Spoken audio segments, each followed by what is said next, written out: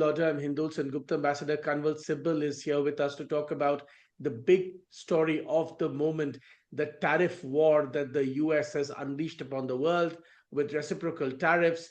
We're going to delve deep into this issue with Ambassador Kanwal. Ambassador, welcome. Thank you. Thank you. I want to begin by talking about one specific issue, the tariffs that have been announced by President Donald Trump across the world. In fact, the tariffs on the US and even on Vietnam are much higher than that on India. This, therefore, Ambassador, is an opportunity also for India. Well, it's very clear that the main target is China. And the supply chains that China has created through countries like Vietnam are being targeted. If you look at the tariffs on Cambodia, they're even higher than those on Vietnam, because Cambodia has come fully into the orbit of China. So to that extent, yes, the cumulative sanctions on China are now 54%. And on Vietnam, if I mistake not, it is 46% compared to 26% on India. So in that sense, yes, it does create an opportunity for us, because earlier the US companies and others who were based in China, because of political pressures and the need for trusted and resilient supply chains, had moved to Southeast Asia, particularly Vietnam, and it was doing very well. And the narrative was that India has half missed the boat, and countries like Vietnam have profited a great deal. And therefore, India should also have reformed its own economy and got rid of some of the barriers that were impeding India being chosen as one of the China plus countries for resilient and trustworthy supply chains. So to that extent, yes, an opportunity has been created for us. But the basic point will still remain that even if an opportunity has been created in theory, in practice, how do we attract foreign companies, US companies, to come and set up supply chains in India? We are heading in that direction. No doubt there is a consciousness that we need to do it. So I think some positive results would flow from this. The second thing, of course, is that India is negotiating some kind of a multi-sector trade agreement with the United States. The idea being that India will lower its tariffs and open up its market for US goods, and in return will get access to the US market in various ways, especially access to technology, etc., etc. Now, many other countries would want to follow this route of trying to negotiate some kind of a bilateral deal with the United States. So therefore, we have to see how this plays out in the coming weeks and months, because there'll be pressure on all countries, or at least the major trading partners of the United States, to find ways and means to give more openings to the US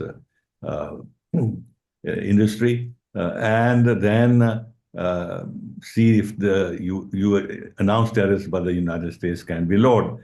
And this is what the declared strategy of Trump is, that he's put the countries, they put their backs against the wall. He said, now this is it. Now, if you want to have more access to the US market, then you have to open up your market and do trade deals with us. So let's see how it plays out. But to answer your question simply, that in theory, yes, it can open up opportunities for us. Another question, Ambassador. I used to spend a lot of time in Invest India looking at all of this. One of the things that happened last time, there was a lot of enthusiasm on what is known as the China plus one strategy, is that while there were a lot of tailwinds for us, and indeed we did manage to attract a lot of FDI a few years ago and so on and so forth, in many cases, countries like Vietnam outpaced us and outcompeted us. especially because of the point that you pointed out, that they were really integrated in a sense with the Chinese, supply chain system, and of course they were more efficient and so on and so forth.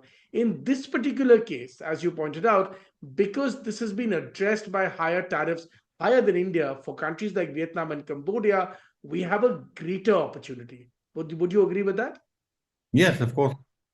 Because the tariff differential is very big. If it was like in the case of European Union or others, or Japan and others, 24%, 20% or whatever, the differential is not that much. But in the case of Vietnam, it is 46%. And in the case of Cambodia, it is 49%. So the differential is very large. So now I'm not an economic trade expert and how those companies that have planted themselves in Vietnam or in Cambodia, how will they handle this? Will they absorb the costs, or will these costs be uh, uh, passed on to the consumer in the United States? And if they are passed on to the consumer in the United States, they like to then buy. They would like to have access uh, to countries like India, where the cost would be low. So all these things are there, but in principle, what you're saying is right, because in the context of the debate that has been going on, that we have lost out to Vietnam, and even some were saying we've lost out even to Bangladesh, because Bangladesh has been a beneficiary. Uh, so, and Bangladesh has attracted very high tariffs, more than what India, 37%. So, yes, I think the margins of tariffs are such that if we play our cards right, we can benefit from this. Let's talk a little bit about the sectors that could benefit, Ambassador. I'm glad you mentioned Bangladesh because textile seems to be a low hanging fruit. We have spent many years talking about this. Now, of course, Bangladesh really was helped also because of its least developed country status, but I think they're close to emerging out of that sort of rung, so to speak. But these tariffs will also make our textiles more competitive, and that could give the textile sector a fillip. Also, mid to low range manufacturing, that's the other thing China and Vietnam did at large scale very successfully. Perhaps that's a place where we could have an intervention, Ambassador. Yes, in theory, yes. But there are those who are criticizing Indian policies on the textile side have been pointing out that the kind of tariffs we ourselves employ on it, impose on cotton and on artificial fabrics, not artificial fabrics, artificial threads or whatever it's called. I mean, I don't know again the ins and outs of it, but what I've been reading is that the kind of duty structures that we ourselves impose are actually hampering the expansion of our textile industry. So we have to do something in-house also to give encouragement to our textile industry so that it can capture more and more international markets. But in principle, yes, uh, apart from the fact that there are much higher tariffs imposed on Bangladesh, and 37% vis-à-vis 26%, there is a huge differential. Uh, but there is also the internal instability in Bangladesh, which is not going to end tomorrow. And therefore, there will be many companies that like to move out of Bangladesh and place orders on Indian companies. So that element is also there. So on the whole, yes, I think we can benefit from this. And this is one sector in which everybody says we have huge potential, and we've been losing ground uh, over the years for a variety of reasons, and that we've not been able to capitalize in this highly labor-intensive sector, which can also create more employment in our country. Finally, with regard to this Bangladesh graduating from an LDC to developing country or whatever.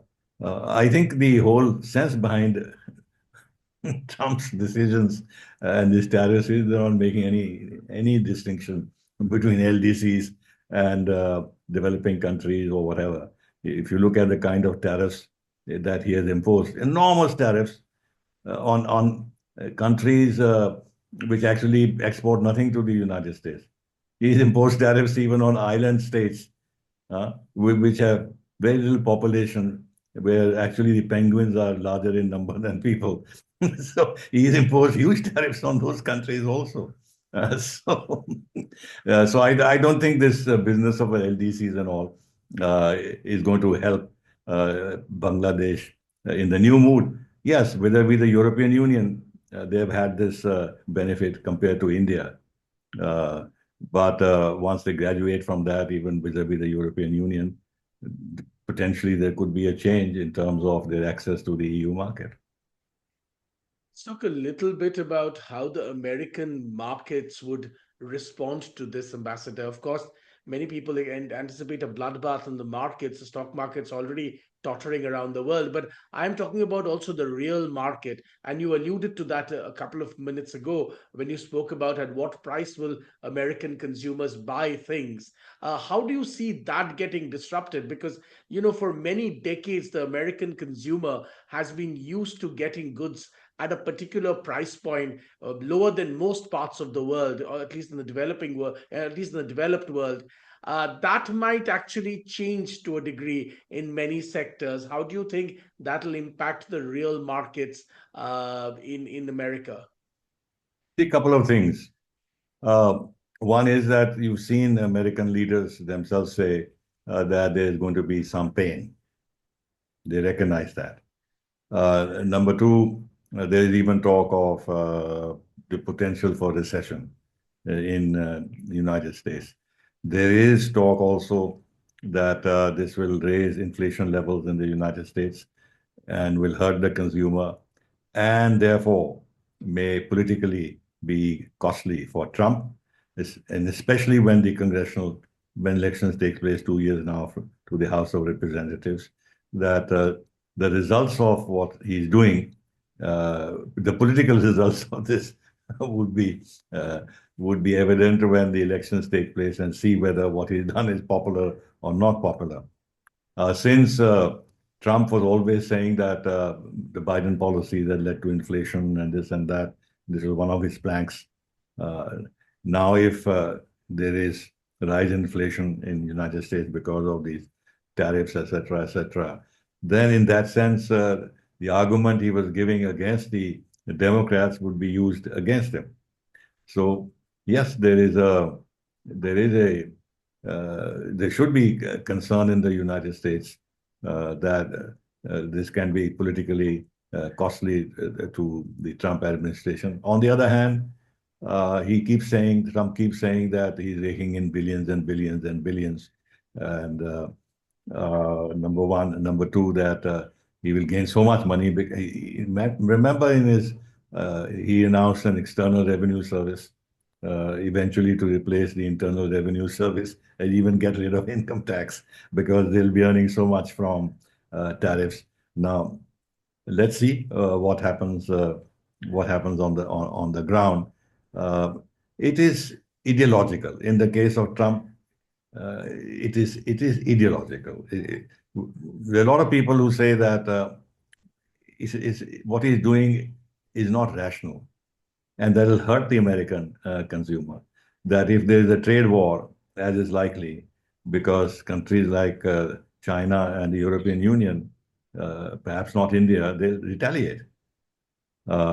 And when they retaliate and American exports to these countries are affected, then you are in a situation where things can spiral and go out of hand. So, but Trump believes, and as I said, I think is ideological, that we've been exploited all over the years, and the countries have not opened up their markets to U.S. goods, whereas U.S. has been very open and they have exported a lot to the United States. United States has a 1.2 trillion almost dollar deficit in goods. The manufacturing has been lost in the United States because of this. Therefore, he wants to bring back U.S. manufacturing into the country. Here are a couple of things. that first of all, when these companies make their decisions, they're not based on airy-fairy things that Trump is talking about. They have to see what the labor costs are in the United States, whether in many of the manufacturing sectors, the American labor is willing to actually do those things. Hard work on the shop floor. After all, when all these things sort of went on to China, Vietnam, or wherever else, is because the labor in those countries, surplus labor in those countries, cheap labor in those countries, were willing to do all these heavy jobs on the ground, on the factory floor. America has become a financialized economy.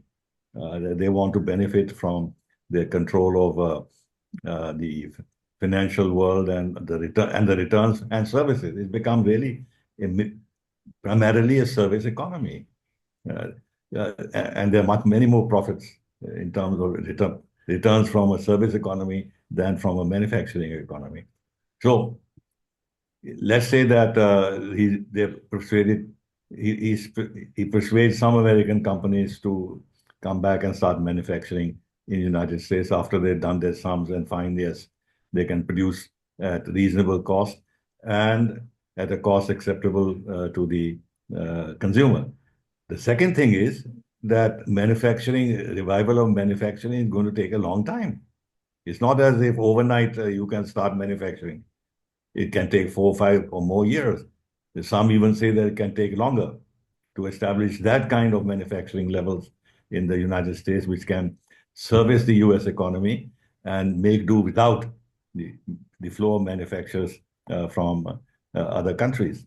Thirdly, after all, China with its centralized system and one-point decision making, in a sense, can have an industrial policy. Biden, in some ways, through the Inflation Reduction Act and CHIPS Act and all, tried to establish some kind of control over industrial policy. But America, the way it is structured and the role that its corporations play, can Trump, with all his views, impose an industrial policy on the United States to that extent? These are all questions up in the air. There's a lot of uncertainty that has been created, unfortunately.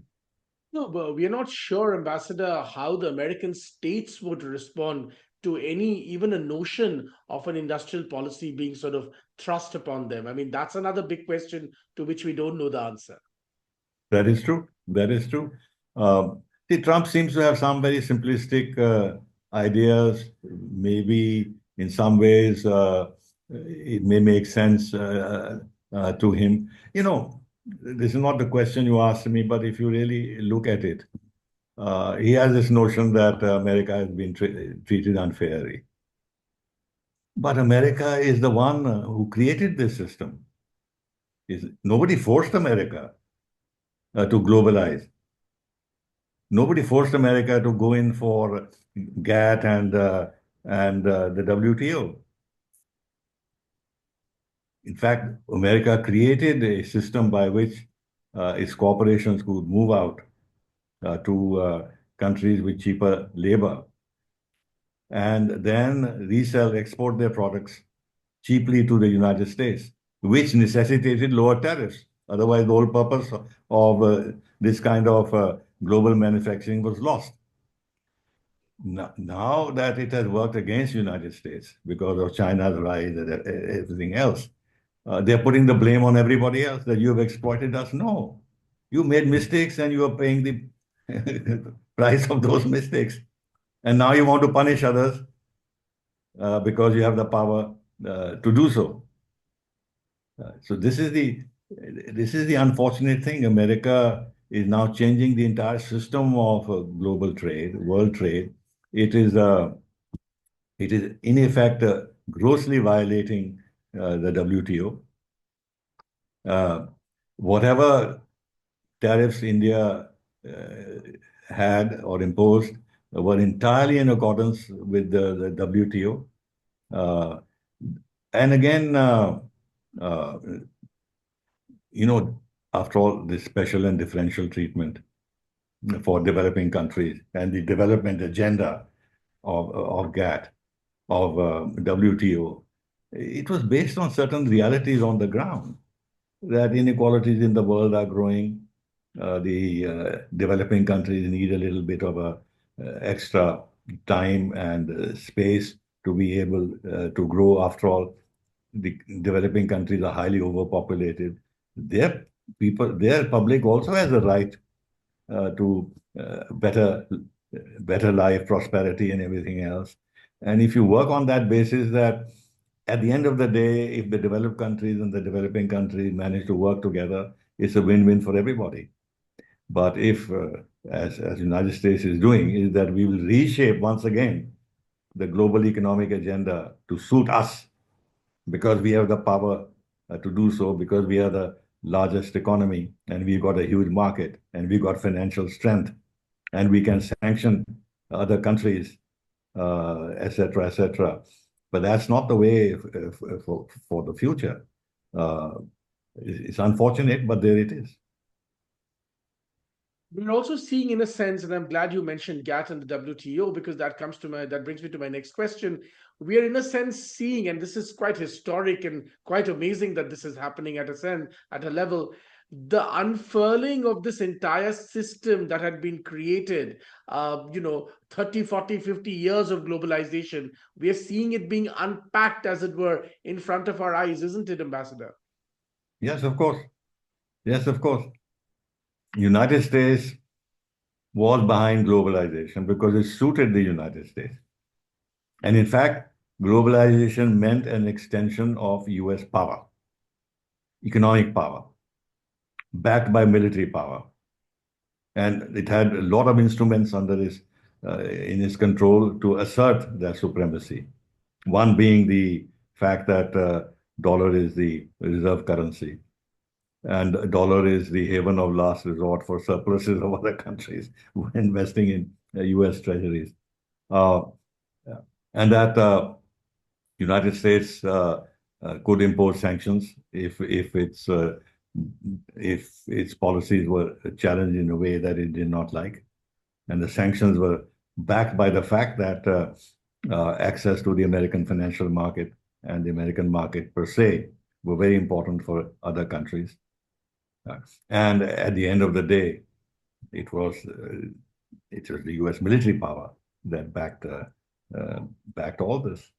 So the globalization was a product of conscious policies by the United States to have for their corporations the world as their oyster. And now it didn't work, as I said earlier, because it has rebalanced the economic power in the world with China's rise, especially. And China has become a peer competitor in every sense, not only economically, but also militarily and politically. So now the United States is trying to reverse that course. Of course, this whole business about the Rust Belt and the middle class suffering from all this, this was inbuilt into the situation, because if you move into a service economy and you have, look, the capitalization of 8 or 9, the biggest tech companies of the United States, it is enormous. Altogether, it is higher than the GDP of India. I mean, even all these companies are 1 trillion, this and that and that. Huge profits there. So that's where the economy moved into. The manufacturing was no longer that paying. So if the Rust Belt suffered and America has lost manufacturing, it's because of their internal decisions and structuring of the economy in such a way that the service economy, the innovative part of it, the technology part of it, that's where the economy shifted towards. So now I blame the rest of the world for this. I have two last questions for you, Ambassador. And no doubt, as this develops, I mean, we're literally sitting on the day when this has been announced, and as this develops, no doubt we'll have more opportunities to talk to you about the details of how this unfurls. But I want to talk to you about how China will respond to this, because the Chinese ministries have already come out and said that China will not take this lying down. It will also heighten its tariffs. It will respond.